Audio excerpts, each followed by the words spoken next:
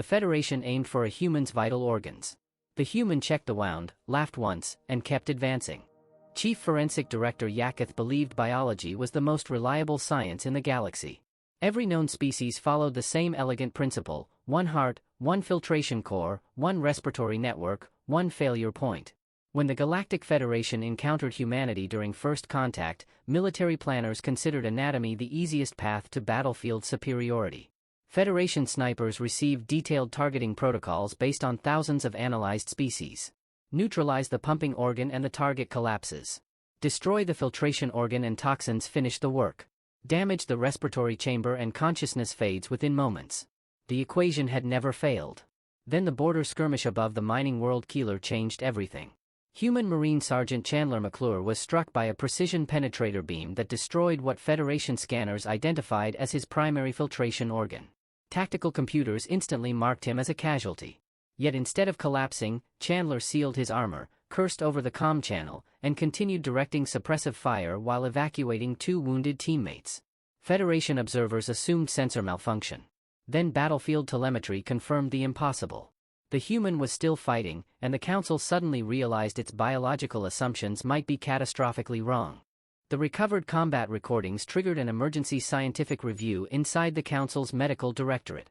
Yaketh personally assembled a panel of anatomists, military strategists, and combat analysts to determine why the prediction models had failed.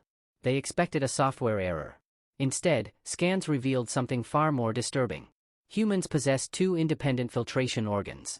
The loss of one had immediately forced the second to compensate. The battlefield algorithm could not process the outcome because no Council species evolved redundant internal systems. Then the researchers expanded their analysis. They discovered paired sensory organs, paired respiratory chambers, overlapping vascular routes, and multiple layers of biological compensation mechanisms. Humanity's evolutionary history on a dangerous deathworld had not favored efficiency. It had favored survival at any cost. Every new scan created additional confusion. Then the Council sensors detected something impossible. Hundreds of wounded human soldiers were remaining operational far beyond projected endurance limits. Worse, military economists warned that Federation doctrine, equipment design, and casualty forecasting models all depended on anatomical assumptions that humans appeared to violate entirely. The Council responded by adapting. Military planners argued that redundancy could be overcome through systemic overload. A new battlefield strategy emerged within days. Instead of targeting specific organs, Federation commanders deployed atmospheric suppressants designed to reduce respiratory efficiency across entire combat zones. The weapon had ended conflicts against dozens of species without significant resistance. As the gas spread across the industrial corridors of Keeler, human troops began coughing. Helmet telemetry showed elevated stress responses. Federation assault forces advanced with confidence. Victory projections climbed above 97%. For several minutes, the operation appeared successful. Then something inside the human formations changed. Captain Kira Coleman ordered her troops to abandon defensive positions and charge directly through the contaminated sectors.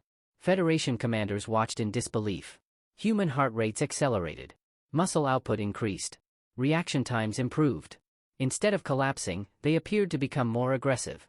Strategic analysts paused the recordings repeatedly, searching for an explanation. The answer was worse than any battlefield report. The humans were not failing.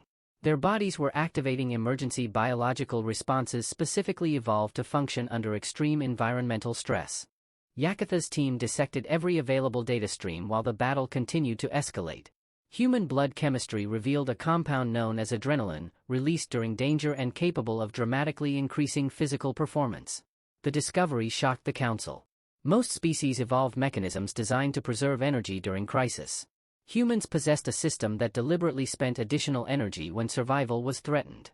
Federation commanders had unknowingly triggered a biological overdrive state. The implications spread far beyond medicine. Political leaders worried about strategic balance. Military contractors questioned decades of weapons development. Interstellar economists warned that prolonged conflict against humans could destabilize entire supply networks because casualty projections would become unreliable. Then another anomaly appeared.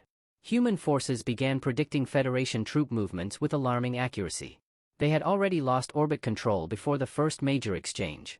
Yet the humans weren't retreating. They were adapting. Chandler McClure organized decentralized strike teams that exploited every rigid Federation protocol. Units separated, regrouped, improvised, and attacked from unexpected angles. The battle was no longer following any recognized doctrinal framework. The strategic situation deteriorated rapidly for the Federation. Their command structure relied on precise forecasting and predictable enemy responses. Humans refused to behave predictably. Every time planners identified a weakness, humans transformed it into an advantage. Supply shortages became scavenging opportunities. Communication disruptions encouraged local initiative. Damaged infrastructure became defensive terrain. During a critical assault, Dustin Koch led an engineering detachment that converted mining equipment into armored barricades within hours. Federation observers initially dismissed the effort as desperation. Then the improvised defenses halted an entire mechanized advance. Something inside the fleet began failing silently, sector by sector. Logistics officers discovered that replacement resources were arriving too slowly to sustain operational tempo. Human attacks targeted transportation schedules rather than combat formations. Fleet-scale efficiency began collapsing. For the first time, Council leaders confronted a terrifying possibility. Humanity's greatest advantage might not be physical resilience alone. It might be their willingness to reinvent every rule while the battle was still unfolding. The crisis reached its peak inside the refinery complex at the center of Keeler. Federation shock troops finally cornered a group of exhausted human defenders led by Chandler McClure. Sensors indicated severe injuries throughout the formation. Ammunition reserves were critically low. Environmental systems were damaged. Federation commanders declared victory inevitable. Then the Council realized too late this was not a defensive action. Chandler had deliberately drawn enemy forces into the facility's processing network. While Kira Coleman coordinated evacuations and Dustin Koch rerouted power systems, hidden engineering teams transformed the refinery into a massive tactical trap. The humans accepted temporary disadvantage to create strategic opportunity. As Federation forces advanced deeper into the complex, automated industrial systems activated around them. Doors sealed. Conveyor systems shifted. Power surges disrupted targeting arrays. Entire assault formations became trapped inside machinery they did not understand. The refinery ceased being a building. It became a weapon. Across the command network, panic spread as Federation officers lost operational awareness at precisely the worst possible moment. The decisive confrontation occurred during the refinery evacuation. A Federation elite warrior breached Chandler McClure's position and attempted a textbook anatomical kill strike. Council species stored their primary pumping organ at the exact center of the chest. The attack targeted that location with flawless precision. The weapon struck Chandler's armor and penetrated where Federation doctrine predicted instant incapacitation. Instead, the human staggered, grabbed the attacker's arm, and remained standing. Through his helmet speaker came a calm response. Wrong side. The Federation warrior froze. Human anatomy placed the heart slightly left of center, protected behind a dense rib structure evolved to survive impacts common on Earth. Chandler used the moment of hesitation to throw the attacker aside and secure the evacuation corridor. Observers across the battlefield watched in stunned silence. The issue was no longer a single organ or a single soldier. Humanity's entire biological architecture appeared designed around surviving events that should have been fatal. The psychological impact spread faster than any weapon ever deployed. When the battle finally ended, Yaketh stood before the Galactic Council and delivered a report unlike any in recorded history. He explained that humans were not invulnerable. They could be wounded, exhausted, and defeated. Yet every layer of their biology encouraged continued resistance long after conventional models predicted failure. Redundant organs, adaptive chemistry, structural resilience, and extraordinary improvisation formed a unified survival system. The council chamber remained silent as holographic scans displayed the evidence. What began as a medical investigation had become a strategic warning. Humanity was not dangerous because of superior technology. Humanity was dangerous because evolution on a hostile deathworld had transformed survival itself into a weapon. Destroy one system and another compensated. Apply pressure and performance increased. Predict behavior and adaptation shattered the prediction.